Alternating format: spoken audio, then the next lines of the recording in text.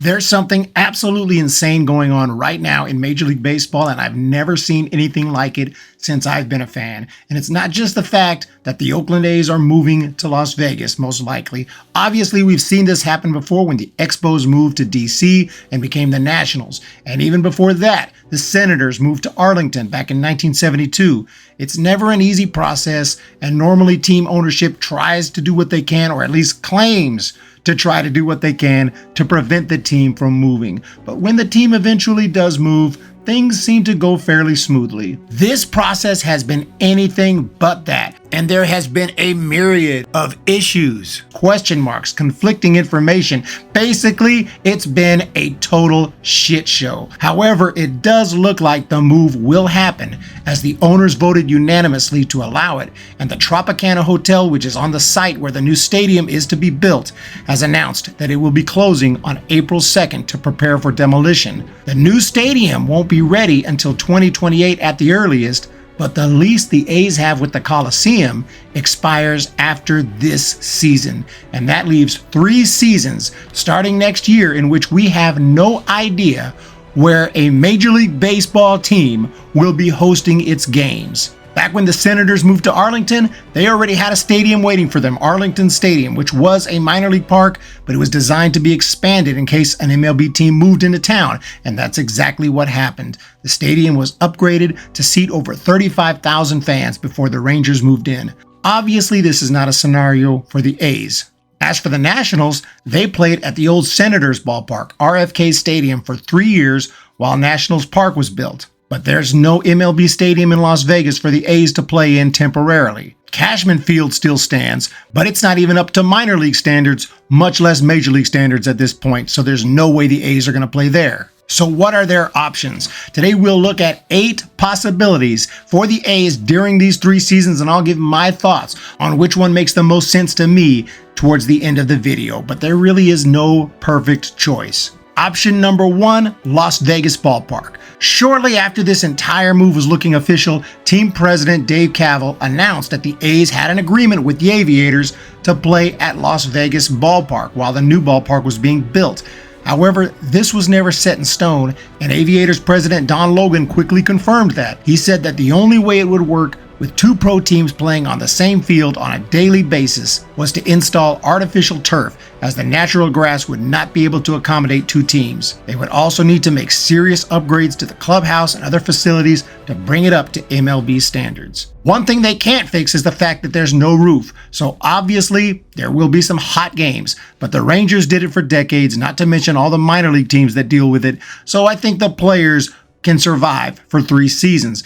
And the major downside in moving to Vegas right away in 2025 is the fact that the A's will still most likely completely suck. Do they really want to try to get Las Vegas excited about the new MLB team by bringing in basically a AAA caliber team to play in a AAA ballpark to lose over 100 games? Vegas baseball fans are already not showing a ton of enthusiasm for the new team, as they would really prefer an expansion team as opposed to a struggling Oakland A's team. So this idea, while logical in some ways, might not be the best. Option 2, Smith's Ballpark. An idea that actually makes more sense than one might think is moving to Salt Lake City for 3 years while the new stadium is built in Vegas. Salt Lake City has already shown more enthusiasm for the A's than Las Vegas itself, and they are pushing hard to get them. The A's also wouldn't have to share a stadium with the city's AAA team, the Salt Lake Bees, because it just so happens that a new stadium will be ready for 2025. America First Credit Union Ballpark is slated to be the new home of the Bees in 2025 to replace Smith's Ballpark. And my original thought when I heard this was that Smith's Ballpark would be absolutely perfect as a temporary home for the A's, because although it's an older stadium, it has more seating with a total capacity of 14,511. Not quite MLB size, but it's big for a minor league stadium. In fact, Smith's Ballpark is the second biggest stadium in the minors in terms of capacity, smaller only than Salem Field in Buffalo, which was expanded when the Blue Jays had to play there a couple years ago. It also has a beautiful view of the Wasatch Mountains over the left and center field wall. So this stadium would likely need some upgrades, but could be an ideal solution for the A's. Option 3, America First Credit Union Ballpark. As interesting as the Smith's Ballpark idea sounds, Salt Lake City is so interested in bringing the A's to town that they actually offered them the new stadium, which will only seat about 7,500. But it will be brand new, and if the A's can make this official, they might be able to adjust some of the construction plans in order to make the ballpark more big league ready from day one. So if this plan were to take place, the Bees would have to continue to play at Smith's Ballpark for the next 3 years, while the A's break in the new ballpark for them before moving on to Las Vegas. The only major concern I have with this one is the capacity. Why would the A's want to play in a ballpark that only holds 7,500 when they can play in one that holds almost double that? And we're only talking about 3 years, so who cares if it's not a brand new sparkling stadium? So to me, Smith's Ballpark makes a little more sense, but certainly the A's will probably have their choice if they move to Salt Lake and may prefer the brand new park. Option number 4, Sutter Health Park. Another possibility for the A's is to stay in California, but not in Oakland. And that could mean Sutter Health Park in Sacramento, the current home of the Giants AAA team, the Sacramento River Cats. Some of the members of the A's front office recently toured the ballpark to see if it would fit their needs. And the mayors of both Sacramento and West Sacramento, which is actually where the ballpark is, both showed interest in bringing the A's to the capital of California. The mayor of Sacramento, Darrell Steinberg, said, "You better believe Sacramento would be a great place for the A's to play on a temporary basis." Some of the obvious problems that come to mind are the River Cats. Where would they play, or could they both play at the same time using the stadium for the same season?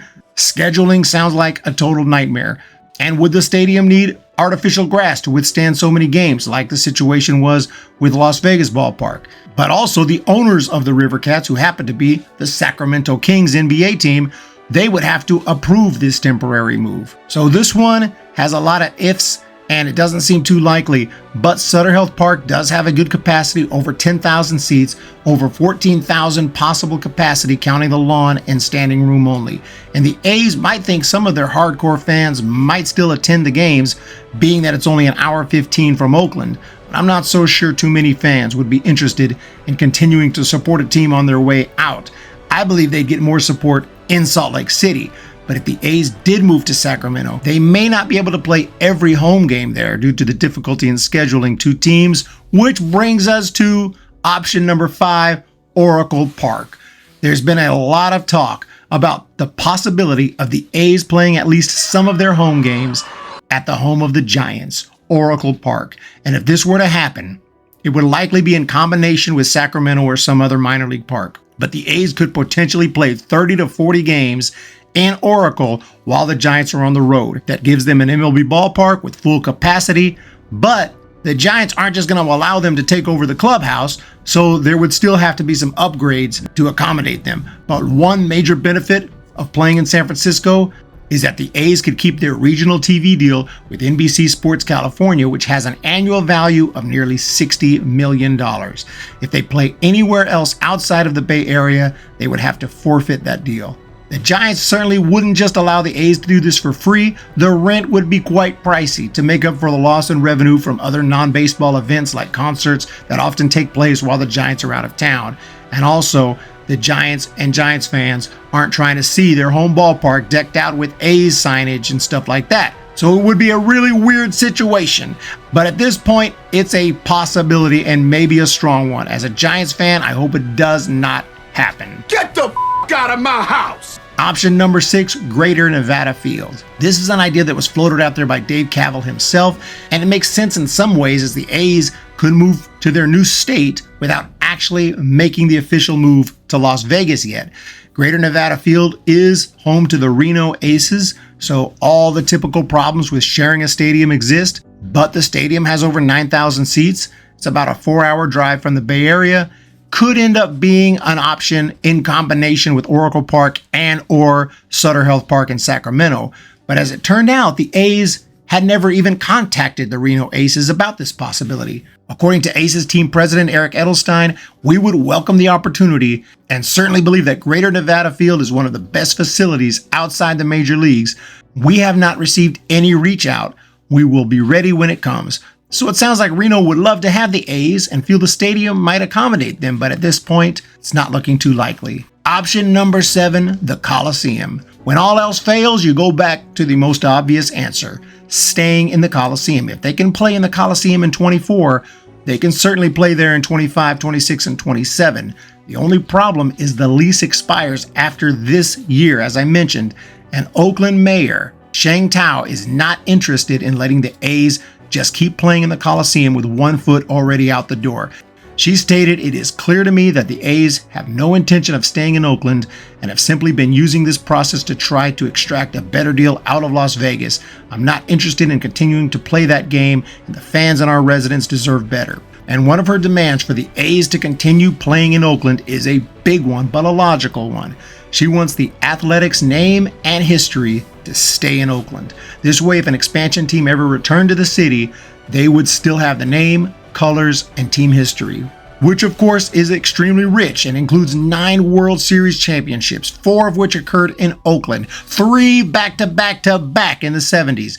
So team owner John Fisher is going to have to try to negotiate some other deal if they don't want to lose their entire team history and they still want to play in the Coliseum. But Sheng Tao seems pretty unlikely to back down from her demand, but who knows?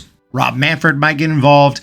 This might be the most likely outcome at the end of the day. It's going to be really interesting to see what the A's have to give up to stay in the Coliseum, though. Option number 8, temporary hiatus. As crazy as some of the previous options seemed, this one is the most insane by far.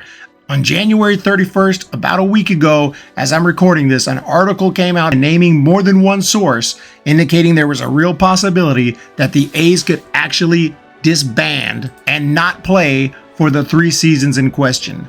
This is something I never imagined happening in the major leagues, and it has happened on occasion on some other non-major professional leagues with teams going on temporary hiatus for whatever reason, usually a problem with the stadium. However, an MLB team actually temporarily folding or folding at all, that doesn't even seem like a real possibility. MLB teams don't fold. They might move, they might change their name, but they don't fold, at least not for like 100 years. But according to the article, MLB could run with 29 teams, and then the A's would do an expansion draft for the 28th season. All the current A's could sign with whoever they wanted for 2025, and the farm system is a huge question mark. It could continue to operate, but if so, it would mean that none of those players could get promoted to the big leagues during those 3 years. And that's a miserable place to be, especially for a AA or AAA player having a great season. The MLB Players Association would lose 40 jobs instantly, so I don't believe they'll approve it. But John Fisher might love it. According to the Sports Illustrated article, which I'll link in the description, for starters, he wouldn't have to pay any players, which is a dream he's seemingly always had. He also wouldn't have to find a ballpark to play in past 2024, or potentially pay any of the renovations needed to those ballparks to fit his club. His expenses, other than the ballpark that's supposedly being built, would be much more limited. As much as John Fisher might want to hide for 3 years and then come back with a sparkling brand new stadium in Vegas, I can't see MLB or the MLBPA allowing this. Rob Manfred is going to have to force the issue at some point and force the A's to determine where they're going to play in 2025. So which plan makes the most sense? Obviously, just staying put for 3 more years is the most logical choice, but then again, will the mayor of Oakland allow this team to keep its history, or will the A's be willing to relinquish it? I don't think either sounds too likely. If I had to guess between the two, I'd say it's more likely that the team keeps its history and stays in Oakland through some kind of negotiation. It would be really interesting to see what the city of Oakland would get. It would have to be a lot for them to let the A's stay and still lose the history. For me, I'd say the scenario I like best is Salt Lake City. Either stadium works, but for me, Smith's Ballpark makes more sense because of the capacity and the beautiful view, and the new ballpark, it's built for the minor league team. So let them go to the new stadium and the A's take over Smith's Ballpark. But if they want to go to the new stadium, that works too, because Salt Lake City wants the A's. They want to prove that they can support an MLB team.